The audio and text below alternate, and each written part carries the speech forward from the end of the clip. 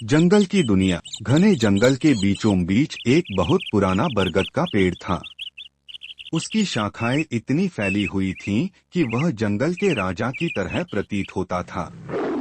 उस पेड़ के नीचे जानवरों की एक अलग ही दुनिया बसती थी। शेर, हाथी, हिरण, बंदर, लोमड़ी और तरह तरह के पक्षी वहां रहते थे। इस जंगल में हर किसी का एक नियम था। सभी को शांति से रहना है और जंगल की प्रकृति का सम्मान करना है। शेर और उसकी चालाकी। शेर, जिसका नाम सिंहराज था, जंगल का राजा था। वह ताकतवर और समझदार था, लेकिन थोड़ा आलसी भी।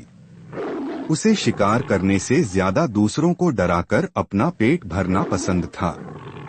वह रोज किसी न किसी जानवर को धमकाकर भोजन मंगवाता।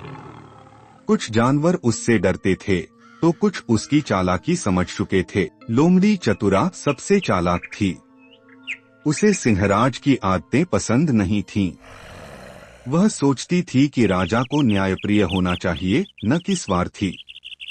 एक दिन उसने जंगल के सभी जानवरों को इकट्ठा किया और कहा, अगर हम मिलकर काम करें तो शेर को सबक सिखा सकते हैं।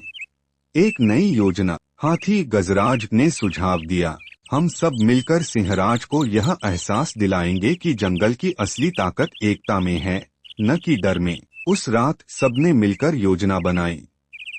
अगले दिन जब शेर भोजन के लिए अपने गुफा से निकला तो उसने देखा कि जंगल पूरी तरह से शांत था।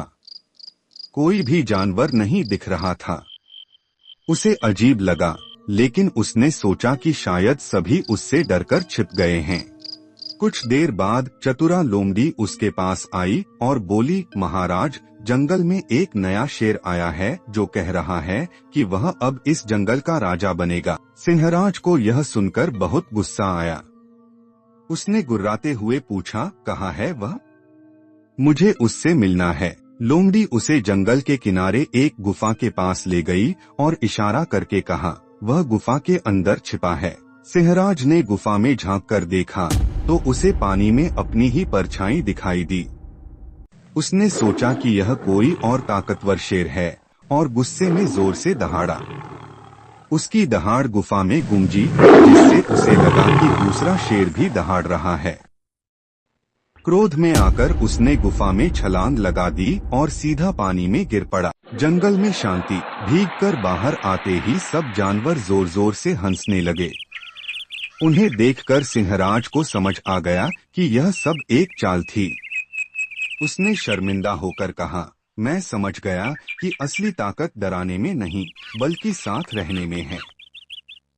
अब से मैं भी जंगल के नियमों का पालन करूंगा। उस दिन के बाद से जंगल में फिर कभी कोई जानवर भूखा नहीं रहा। सब मिलजुल कर रहते और जंगल की दुनिया खुशहाल हो गई।